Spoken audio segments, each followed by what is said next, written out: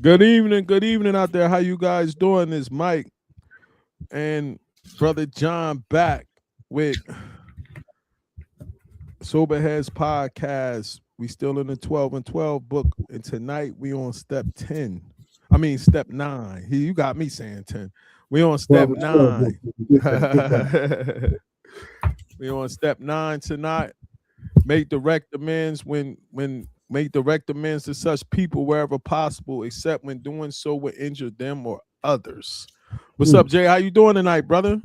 I'm doing okay, man. Can't complain, man. Just been dealing with a lot this week. Lost 2 family members, so Whoa, I definitely didn't been know that, rough. You bro. know what I mean? So yeah. So other than that, man, it's hot in Georgia. Definitely hot down here. So That's good. It's outside not of that that, hot up man, here. everything It's good. The not. wife got a couple more days of school, so she excited. That's dope, man. It ain't that hot up here. Y'all got it good down there. It's raining up this joint. Mm. I like the hot weather. I wish it was like that up there, man. So I know you want to get at it, man. So you can watch your New York Knickerbockers. I really hope y'all win the title, bro, because I'm feeling sorry for y'all like I used to feel for the Eagles fans, man. I'm tired of It's seeing okay. y'all coming up short crying and stuff, man. That's all right. Anything's possible, champ. No doubt. So let's get to step 9. Make direct amends to such people wherever possible, except when to do so will injure them or others. It start off by saying good judgment, a careful sense of timing, courage, and prudence. These are the qualities we shall need when we take step 9. After we have made the list of people we have harmed, have reflected carefully upon each instance, and have tried to possess ourselves of the right attitude in which we could proceed, we will see that the making of the recommends divides those who should approach into several classes. There will be those we ought to be dealt with just as soon as we become reasonably confident that we maintain our sobriety. There will be those to whom we can make only partial restitution, least complete disclosures to them, or others may cause harm to them. There will be other cases where action ought to be deferred, and still others in which, by very nature of the situation, we will never be able to make direct amends and contact with them. Wow. Most of us begin um making certain kinds of direct amends from the day we join Alcoholics Anonymous. The moment we tell our families that we are really going to try in the program, the progress has begun. In this area, there are seldom any questions of timing or caution.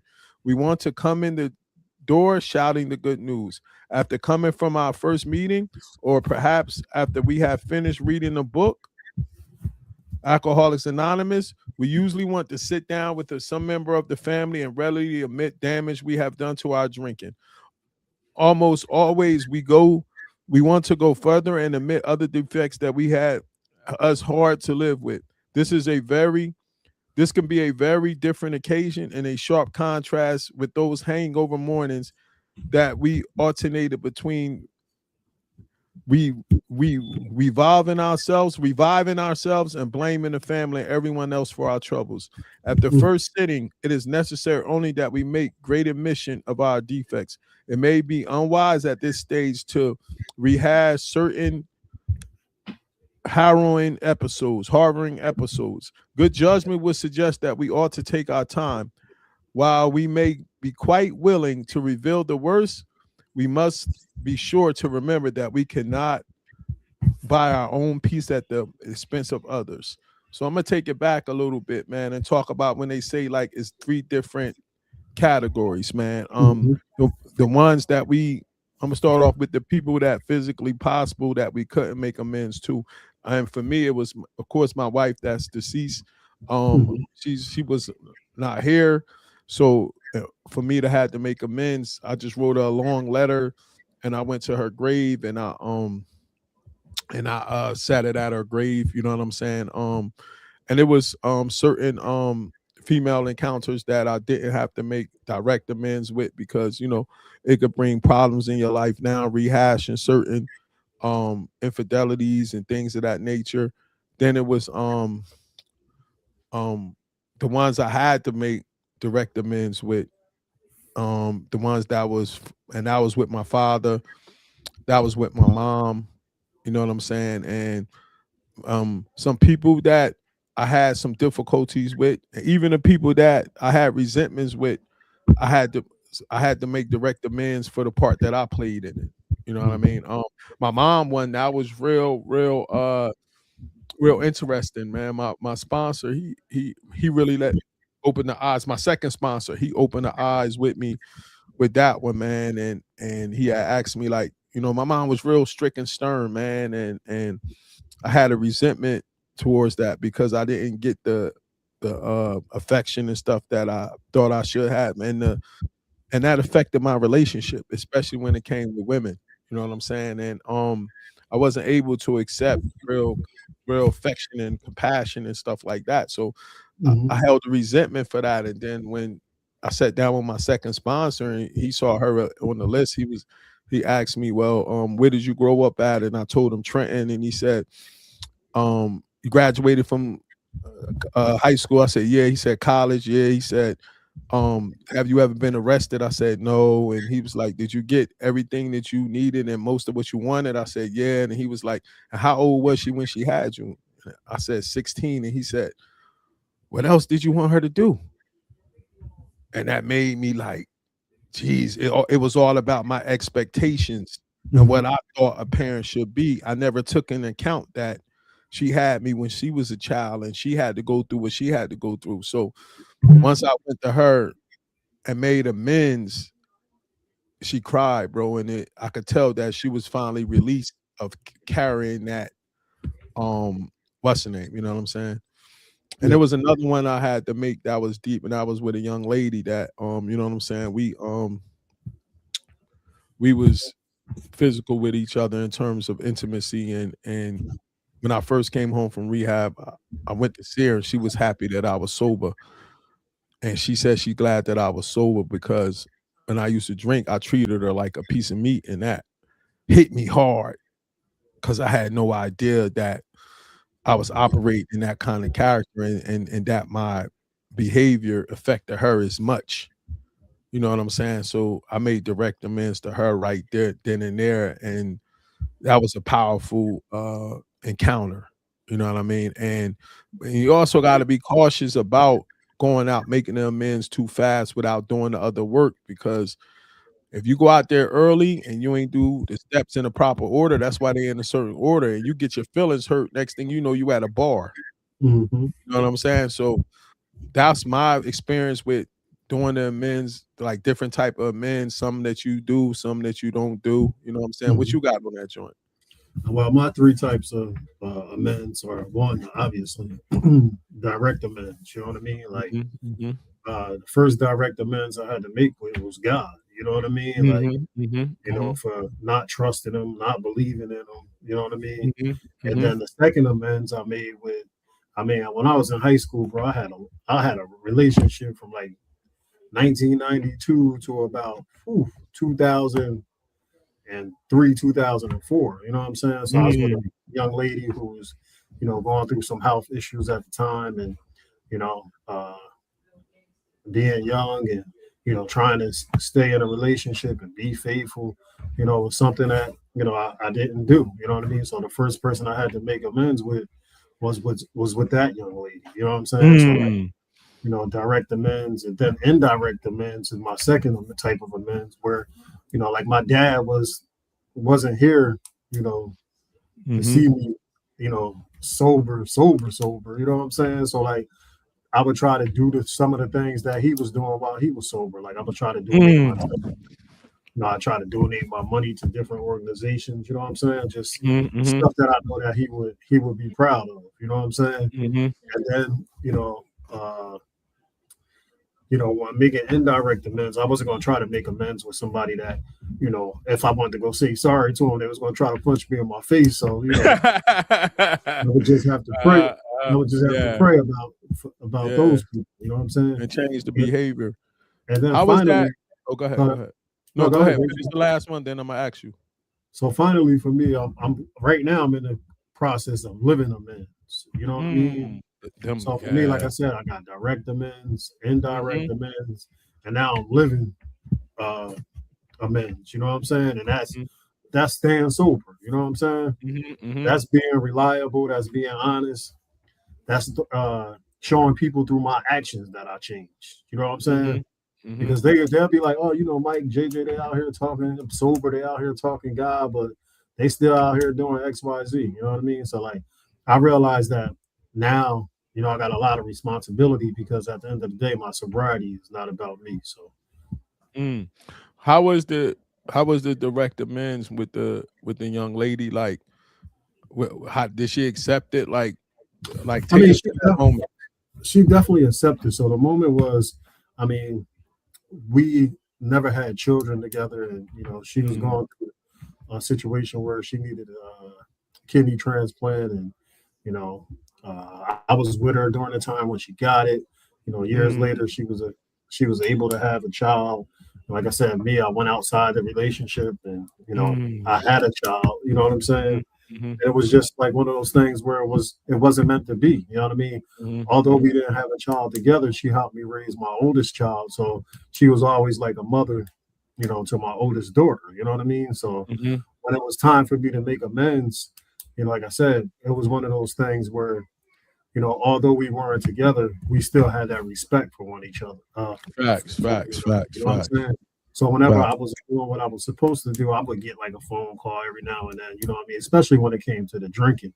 You know what I Mhm. mean? She would be like, "Why are you still drinking?" You know what I'm saying? So like, Mm. because it was crazy. Because like in the beginning of our relationship, I thought drinking was the most horrible thing. You know what I'm saying? And then she really was that accountability partner for me. Like if I was out, she would be like, "All right, that's enough." You know what I mean? Like you don't even drink like that. So what are you doing? You Mhm. know what I mean? So like when I made amends with her, like I said, it was just one of those things where I knew that she truly accepted it, and I knew that God accepted it. And then not only did I have to make amends with her, I had to make amends with her family as well. You know what I mean? Mm. So Mm. that was definitely very emotional. But nothing I did when it came to making amends went without praying first. You know what I mean? So that's Mhm. what made Mhm. it a lot easier. All you can do is say your part. Nobody has Yeah, to clean your respond. side of the street. Yeah, Yeah. nobody has to respond to your amends. You know what I mean? So I'm just thankful to God that people responded with positive feedback. And then the second most Mm. difficult amends I made was, like I said, I was with my current wife, and I ran into my ex-wife, and introduced them to each other. You know what I'm saying? Because that's how I am, and that's how we are. And I just made amends to my ex-wife. You know what I mean? Like, hey, Mm. oh, that was one of the deepest things I ever did. So, Yeah, my ex-wife, my second wife, I made amends to her too. You know what I mean? We was married for a few years, and I was married in the midst of the situation I was going through, and we both had played a part in it. But that's why I never really talk about what the part she played, because that's not important. The important thing is me taking accountability for what I did. You know mm-hmm. what I'm saying? So like, and I just wasn't a righteous head. I didn't know how to Yeah. be a husband. I didn't know Yeah. spiritually what my duties was. I didn't understand none of that kind of stuff. You know what I mean? So I was off when once the head is off, the whole body is gone. So I take Oh, full yeah. accountability of what happened in that situation. And that's why I made sure I made amends to her too. You know what I Mm-hmm. mean? Because like I said, like if the head is off, the whole body is gone.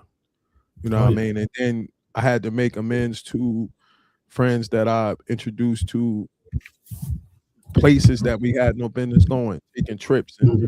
you know what I mean, engaging in those kind of activities, you know what I'm saying? And and most of them told me like, "Yo, man, I was grown, I knew what I was doing, but still Yeah. I had to tell them I apologize for even putting you in that kind of situation." You know what I mean? Because we once you become into Christ, you look back at things and you understand the error that you went, and not only that, the uh the spirits that you could have brought people to and introduced them to, and if you don't make amends with that and come to that, that blood could be still on your hands, man. Oh, yeah. So I mean, I was being accountable for those kind of actions. You know what I mean? Mm-hmm. So that's very important to me, being accountable for what I did before. And then I had to really make amends to myself, man. Like, from put myself through this, allowing myself to go down that road, like really look at myself and forgive myself, man. Like that was big in this process. Really, like, yo, really forgiving myself, understanding that I was a sick person. You know what I mean? Because I carried a lot of guilt and stuff for years. So understanding all that was definitely part of the process, and being able to actually go out and make those amends is very, very important, man. So let me ask Very you a important, question. man. Go ahead, Out. So, how did making amends change the way you feel about your past? Um, it made it it made me be able to accept it. It made me be able to have clearance. It made it where Satan couldn't use it against me, because not only did I make amends to them, but I admitted it to God and another person, and then Mhm. I admitted a lot of it online about, you know what I'm saying, the behavior. So once you take the power away from him Mhm. by doing that, now you don't got to worry about like what somebody gonna throw on my face. That's what I Uh, always say. I said we on huh? here every week. We on here every week. If we Yeah, gonna so do, it's really like, you know yeah. what I mean? Like, what you gonna say? I was an alcoholic. I committed Mhm. adultery. I did that. Like, I already, hey, yeah, that's who I was. You get what I'm Now saying? So let me come that back with my part, part B. Was did anything surprise you when you was making these amends? um, what surprised me was um the uh I'll help you out with this one. So I'll help you out. So like you like me made amends with your ex-wife. uh-huh. Did her reaction surprise you or? No, it was no, she was accepted of it. You get what I'm saying? Mhm. And it was cool. And even with my current wife that I have now, I had to make amends from, we had a relationship when we was younger. So I had a lot of amends to make, bro. Yeah, yeah. I did We a make lot of amends every lying, day, man. man. No, Every I'm talking day. about I did a lot of lying, bro, and living double lives, Mhm. and um just doing a lot of that stuff, man. And when you got to go back to it, and you got to clean your closet out, man. It ain't a lot of people not really trying to put that work in to do that. You know what I Nah. mean? I hear people tell me like all the time, like, yo, I just pray to God and tell him to forgive me, and then I ain't gotta go to people and do. Mhm. It's different though Some people when you just go want to to do that step person. one, bro. Yeah, because when you go to that person, not only do you clean your side of the street, but that person get to see God in you. And one of the Yeah. people that I made amends to, you know what I'm saying, that did something foul to me, when I made amends to him, he looked me straight in the eyes and said, he was so surprised. He said, yo, you found God, didn't you? No, because people don't usually do that. Yeah, yeah. You know Nah, what I'm you're saying? right. You know what I mean? Somebody Like, do something wrong to you, and then yeah, you find the one part that you did wrong and apologize to them. So by you doing that effort, they get a chance to see Christ through you. And that's what this whole process is all about, man. You know what I'm you're right saying? about that. It says, much the same approach will apply at the office or factory. We shall have once think of a few people we know or about our drinking, and we have been most affected by it. But even in these cases, we need to use a little more discretion than we did with the family. We may not want to say anything for several weeks or longer, for we will wish to reasonably certain that we are on the AA beam, that we are ready to go to these people and tell them what AA is and what we're trying to do. Against the background, can we freely admit the damage we have done and make our apologies? We can pay, or we can promise to, or whatever obligations, financial or otherwise, we owe. The generous response of most people to such quiet sincerity will often astonish us. Even our severest and most justified critics will frequently meet us more than halfway on the first trial. Yo, did you give me some experiences or feedback that you have? Did you have anybody that told you they ain't trying to hear what you talking about or get out my face? I mean, some people, like some family members, I say more family members than, Mm, you know, uh, than like friends. You know what I'm saying? You Mm-hmm. know, because some people just was like, some things you do may be too bad for other people to forgive you. You know what I'm saying? Like, how they Mm-hmm. say, well, uh, I could put it in the I could put it in the sea of forgiveness, but some people just put it in the sea of forgiveness and try to throw the fishing pole in there and bring it back out. You know what I mean? So they don't ever Mm-hmm. forget it. You know what I mean? So uh, Mm-hmm. I think I was like, going through anxiety because, looking certain people in the face and being like, yo, man, Mm-hmm. like that. So that was anxious, you know what I mean? Like, and that was stressful too, you know what I mean? I thank God for not, allowing that to be a trigger, going through the steps, you know what I mean? Because, like I said, step 8, step 9, those could lead right back to, I think those are Yeah, the that's what I'm closest steps saying. Yeah, it's crucial. to make you like fall back into the, Yeah. go back down a rabbit hole, you know what I'm saying? Because you start thinking like, Mm-hmm. yo, man, when this was going on, this is what I was doing, you know what I mean? Like, the thing that I'm learning with even now, like I said, starting this podcast off tonight, just telling you about, 2 deaths in the family. Mm. Um, we had a situation where one of the family members, was on a respirator, and a situation where, if you believe in God and the person lived a good life and there's nothing that can be done, I'm gonna always say pull the plug. You know what I mean? But sometimes people just don't understand. Like, why would you let them fight? Let them fight. You know what I mean? Like, there's nothing to fight with. You know what I mean? And they fought the good fight. You know what I'm saying? So like, Mm-hmm. as long as you pray and you give it to God, and this is what the Spirit is leading you to do, so be it.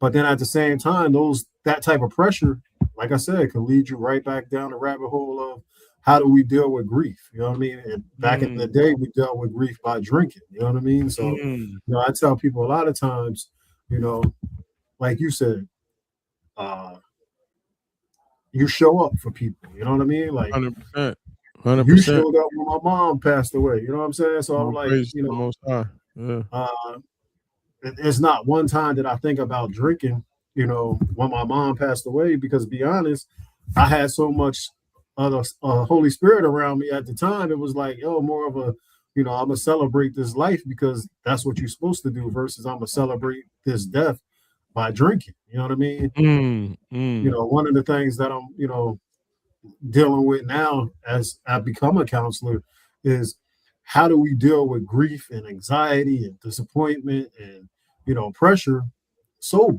You know what I mean? Like, Mm-hmm. Mm-hmm. you know, That's and big. and That's it's big. always going back to people, places, and things. You know what I'm saying? That's Like, big. if you can allow that one thing to pop up in your mind, and you're like, "Hey, man, oh, I'll never forget." My wife's aunt told me, almost 15 years ago, man, the only person that can make you drink is you.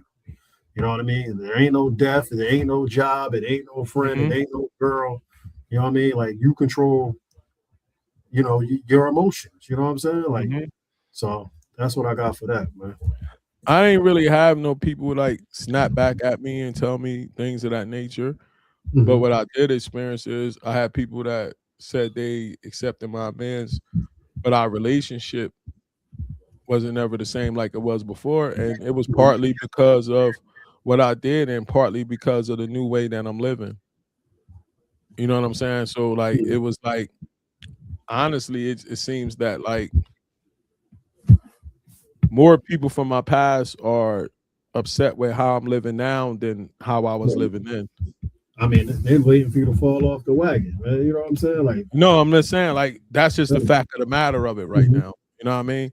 And but I understand that. I understand when you pulling away from generational curses, when you pulling away from that kind of lifestyle, those demons don't like that and they No, want you back. You know what I'm saying? So when it came to that, that's what I experienced more of that than anything else. You know what I mean? So you want to pick up where it says this atmosphere? this atmosphere of approval and praise is apt to be so exhilarating Mm-hmm. as to put us off balance by creating an insatiable appetite for more of the same. Or we may tip over in other directions when In rare cases, we get a cool and skeptical reception. This will tempt us to argue or to press our point instantly, or maybe it will tempt us to discouragement and permissive. But if we have prepared ourselves well in advance, such reactions will not deflect us from our steady and even purpose. After taking preliminary trials at making amends, we may enjoy such a sense of relief that we conclude our task is finished. We will want to rest on our laurels. The temptation to skip the more humiliating and dreaded meetings that still remain may be great.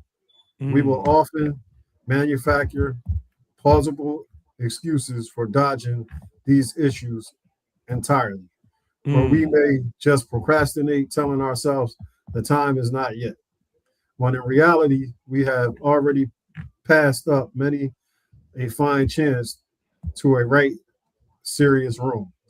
Did That, you did that happen to you? Did you like get a couple good joints in and then the real serious ones you hit the pause button, or you just came out swinging? now I hit the pause button. You know what I mean? Because like, because the first ones was like, whoa, they ain't really say nothing. You know what I'm saying? So, like, I think I went to like the ones that, you know, like, let me see how they react. Because now if they go at 100, then I'm gonna have to approach this thing another way. You know what I'm saying? So I was trying to map it out. You know what I'm saying? But it was one of those things where if you punch somebody in the face and now you go to say sorry and their response is, I'm gonna punch you back in the face. You know what I'm saying? Like, what do? You know what I'm saying? Because like, you know, sometimes we don't understand the words we say to people and how we say it. You know, whether we say sorry after we say it. I mean, like, hey, that cut me to the white meat. You know what I mean? So like, you know, I had to think about that. I mean, you know, they say the tongue is, you know, a powerful weapon. And you know, I've said some crazy things to some people. You know what I mean? Like, I mean, one of those people, God rest their soul, was my mom. You know what I mean? Like, I had to make amends with my mom because, like I said, at one point my mouth was just flying off the you know, it was just like, I can't believe I'm talking to my mom like this. You know what I'm saying? Like, wow. so I Praise just the think Most High you was able to do that, man. So I definitely thank God for that. Yeah, with me, it's like I just came out swinging and it was like I was just so amped up to like get it done, and the spirit was in me. But I want to say that both times my sponsors sat down with me and really carved that list to the people I needed to and to the people I didn't need to. Yeah. That was so important to me because you go out there and you opens Pandora's box and you piss off the wrong person, and then those wounds open back up. Next thing you know, all types of hell breaking loose in your life. You know what I mean? That's why it's very important, that second part of it, when it says only make amends only if it does not injure you or the other person. You know what I'm saying? That's very important. And sometimes people leave that off when they talking about step 9. And they got, I remember I was working at a rehab. Jokers was in there and they was all first time getting sober. They ready to get on the phone and call their wife and tell her everything. And I'm like, like, you gotta calm down. That's why it's steps. You only on step 1. You trying to go all the way to 9. You ain't done none of this other stuff before. You got to build yourself up and things of that nature. But you know, that's the scary part, man, because, you know, in the beginning, people want it so bad. You know what I mean? It's like if I'm working with these young cats that want to be basketball players. I'm like, bro, I know the blueprint to make a basketball player. It don't change, right? But instead of going from A to B to C, nowadays, man, these kids want a Euro step and they can't even finish with their right hand on the right side. You know what I'm saying? Like, you know, and I'm sitting there like, you know, the same thing with, you know, getting to being where we are. Like, people see where we are and they're like, hey, man, I want that. You know what I mean? Like, I'm struggling with recovery. You know what I mean? Like I need to do the 12 steps in 12 days. It don't work like that. You know what I'm saying? Mm-hmm. Like, Mm-hmm. people don't Mm-hmm. understand, man, doing 12 steps, it might take you a year. You know what I'm Yeah, saying? Like, depending on who you are, it's no joke. yeah, You got to really be diligent and want to do it. that's You can it. finish. You can finish that last paragraph. Let's talk prudence while practicing evasion. As soon as we begin to feel confident in our new ways of life and have begun by our behaviors and examples to convince those about us that we are indeed changing for the better, it is usually safe to talk in complete frankness with those who have been seriously affected, even those Mm, who may be only a little or not at all aware of what we have done to them. I mean, that was something that, mm. making an amends to people who didn't even know they, like, why are you making amends to me? You know what I'm saying? Like, Yeah, yeah. They don't even know what you did to them. they, like the Yeah, surprise, you know what I'm saying? The yeah, only yeah. expectation we will make will be cause where our disclosures will cause actual harm. These Mm, conversations can begin in a casual or natural way, but mm, if no such opportunity presents itself, at some point we will want to summon all our courage, head straight for the person concerned, and lay our cards on the table. We mm. needn't wallow in excessive remorse before those we have harmed, but amends at this level should always be forthright and generous. Mm. Mm. That's that real heart to heart joint. And I had to make a Yeah, few of them, man. That real heart to heart joint. And then this what people don't understand. I never had the experience when you doing that and you feel that uneasiness in your stomach, you feel that those jitters and that burning, that's that growth. yeah, yeah. That's how we growing because we uncomfortable while we doing it, but Mhm. we're growing that spirit speaking through you, but you growing in the process.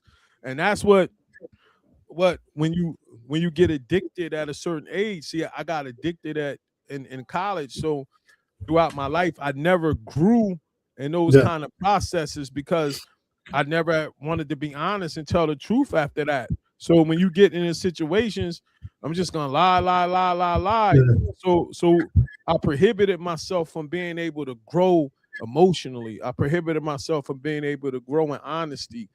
So you know what I mean? So that's how you steal years from your life, not being able to be mature enough to handle different situations. You get what I'm saying? And being yeah. honest. And you know how it says and how it works. The only Mhm. way out of this for the first time in our life, we got to be totally honest.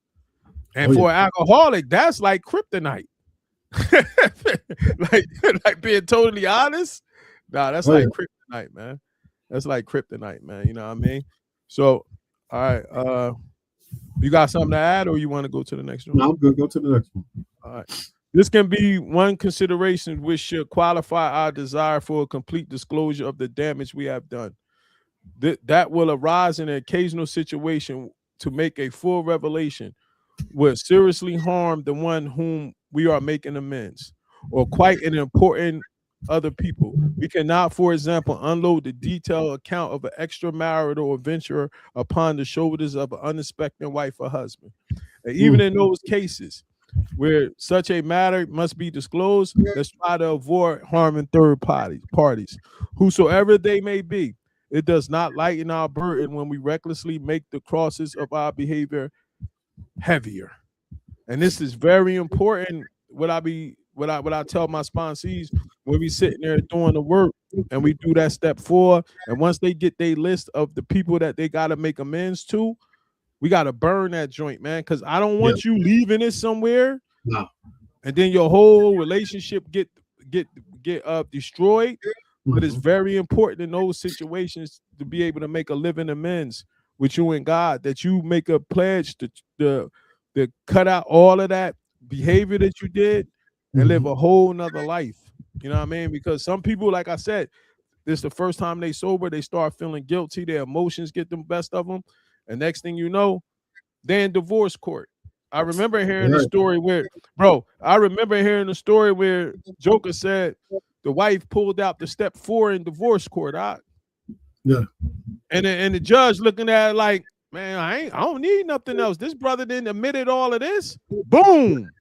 You know what I mean? Like, he left the step 4 in the house, and it had everything on there the wife needed. You know what I'm saying? So that's what you got for that and that kind of advice when you're dealing with like talking to a wife or something like that.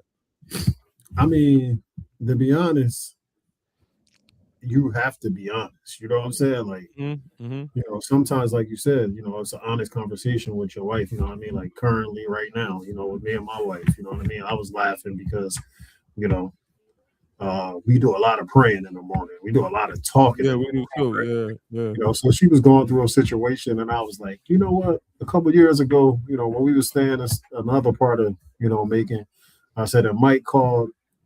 We had mentioned like you just doing the 12 steps. You know what I'm saying? Like people don't understand. 12 steps are not just for, you know, the recovery of alcoholics. You know what I mean? 12 steps could be 12 steps to living a Christian life. 12 steps to be you know, being a perfect wife. 12 steps to being a mother. 12 steps, etc., etc. You know what I mean? It's that spiritual awakening. Yeah, you know, that gets you going. You know what I mean? Like you gotta have some kind of accountability and some kind of, you know, purpose to want to be the best. You know what I'm saying? Like, and not the best for everybody around you, but the best for God. You know what I mean? Like, and that's the difference. Talking you know? tonight, bro. Once I stop trying to be like, you know, like the best coach, or I mean, like I said, the game of basketball has been great to my family. It's been great to me. You know what I'm saying? And then, like I said, I got to Macon, and it's like, you know, I'm saying to myself, why am I sitting here explaining myself to people when basketball has been so great to me? You know what I'm saying? Like, and when I do it, I got to go back and make amends because I'm like, here I go, that competition or that, you know, you don't know who I am. That JJ Hoops want to come out. You know what I'm saying? And I try to keep, you know, I tell people, and this is a good thing. You know what I'm saying? Like, it's not a, you know, cocky or arrogant. You know, it's just I know what I'm good at. You know what I'm saying? Like some people could, you know, teach school. Some people could, you know, be doctors, be lawyers. You know, I'm good at developing the worst talent and turning it into a kid that can play basketball. You know That's dope. Everybody can't do that. No, that's you know, I don't want somebody, don't give me somebody that can already play, and then I'm taking credit for what somebody else did. No, I'm like, it's like step one. You know what I mean? I want to take that person from, you know, from the ground and give them the foundation, and you know, it's going to be a lot of accountability, and that's, you know, that's what I do with my recovery. You know, it's like, you know, we go hard the same way we did in the basketball world, you know, when it comes to this recovery. You know what I'm saying? Because I'll never forget the phone call from you was like, bro, can you commit to, you know, doing the first we said 12 weeks, but we really did like 15 because some of them we had to do part 2. Exactly. You know what I'm saying? And, you know, now it's like, hey, you know, every week, you know, every other week we haven't stopped. You know what I'm saying? So it's that continuous iron sharpening iron. You know what I'm saying? Facts, just like I said, it's a text every day. You know what I mean? So like when I feel like, you know, oh man, here we go, the devil coming for me, I get a text from Mike Melton every morning, like, oh man, like, Let's go. So I'm gonna finish this joint out. It says many razor edge questions can arise in other departments of life where this same principle is involved. Suppose, for instance, that we have drunk up a good chunk of our firm's money, whether by borrowing or in heavy padded expense account. Suppose that this may continue to go undetected if we say nothing. Do we instantly confess our irregularities to the firm and the practically certainly that we'll be fired and become unemployable? Or are we going to be so rigid righteous about making amends that we don't care what happens to the family at home? Or do we first consult those to be gravely affected? Do we lay the matter before our sponsors or spiritual advisors, earnestly asking God for his guidance? Like you just said, praying before you do it. Meanwhile, solving to do the right thing when it becomes clear, cost what it may. Of course, there is no pat answer that can fit all such dilemmas. But all of them do require complete willingness to make amends as fast and as far as may be possible in a given set of conditions. Um, Above all, we try to absolutely sure that we are not delaying because we are afraid. For the readiness to take full consequences of such past acts and to take responsibility for the well-being of others at the same time is the very spirit of step 9. In closing, bro, what do you like? Give me the the biggest thing you took away from step 9 after doing it. Like, how did it impact your life the most? Taking full accountability. You know what I mean? Like, Mm, no hiding behind the fact of, you know, that person made me do this. You know what I'm saying? Like, mm, you mm, know, we learned at a young age every cause has a reaction. You know what I'm saying? mm, And not realizing the reaction was causing deeper pain. You know what I mean? mm, So, you know, like I said, you know, you can go back to Martin Luther King and Gandhi and people who turned the other cheek, and then you can go back to like the Malcolm X's and say by any means necessary.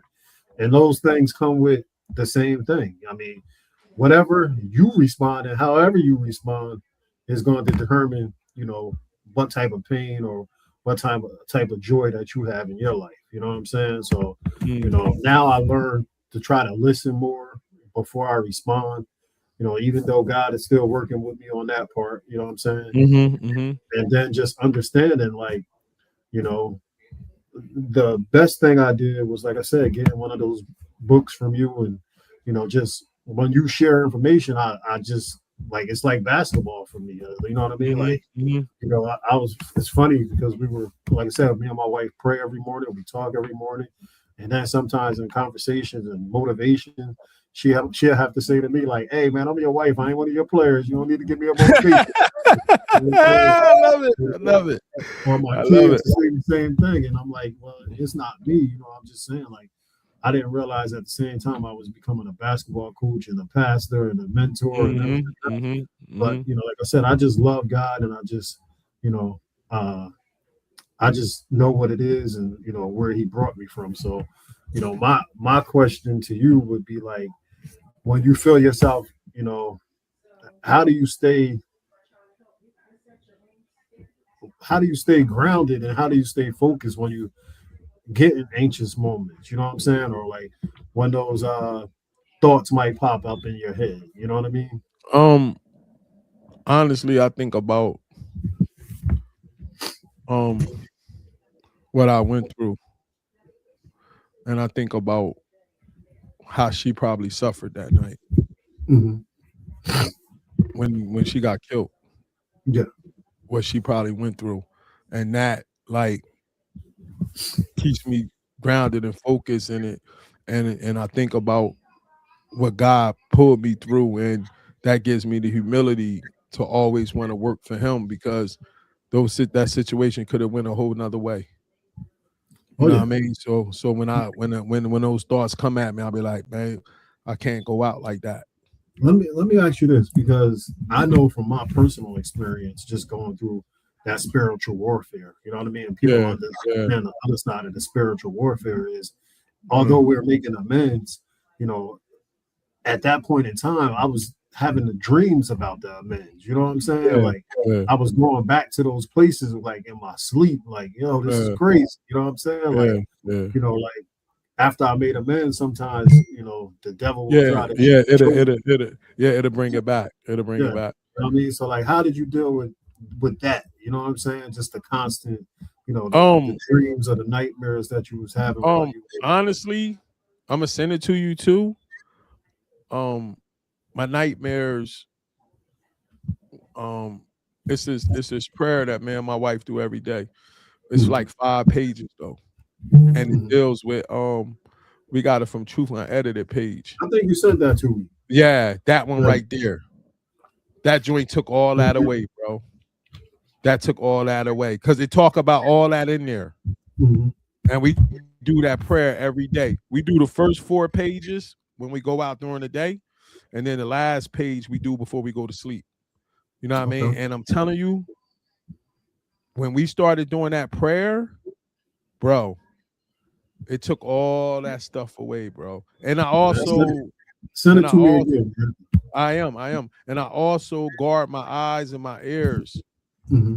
I don't watch certain stuff and I don't listen to certain stuff because that triggers your mind, especially right before you go to sleep. Yeah, You watching something ratchet or something you don't got no business watching, or you listening to some yeah. music you don't got no business listening to. You might go to sleep and it might take you back to that time period. Oh, yeah. I mean, that's the struggle with me watching Yeah, basketball sometimes. You know what I'm yeah, saying? Like, yeah. I ain't watched sometimes, basketball in a while. yeah, sometimes during the basketball game, I might have to turn the channel during the commercials because everything is Heineken, Dos Equis. Yeah, You yeah, know, yeah, like, come on, yeah. man, Indeed, cheap. indeed, You indeed, know what I'm saying? indeed. So now next week we on step 10. 10 next week. All right, no doubt. So I'm gonna pray us out. Then we could get going. Abba, Yah, thank you for bringing me and Jay on here tonight, Father, to bring this message that the Holy Spirit's put through us, Father. If it's your will, have this message touch somebody out there to bring them closer to you, Father, and or to hit us if they need help, Father. Please protect us for the rest of the night. Give us good rest so we could get up tomorrow and go out and do your bidding once more. All these blessings we ask in your Son Christ's name. We pray. Amen. Amen. All right, Take, brother. take me off the Good. live, man. Nah, I ain't letting you go. I gotta ask you something, but go off the live feed for a All second. right. All right.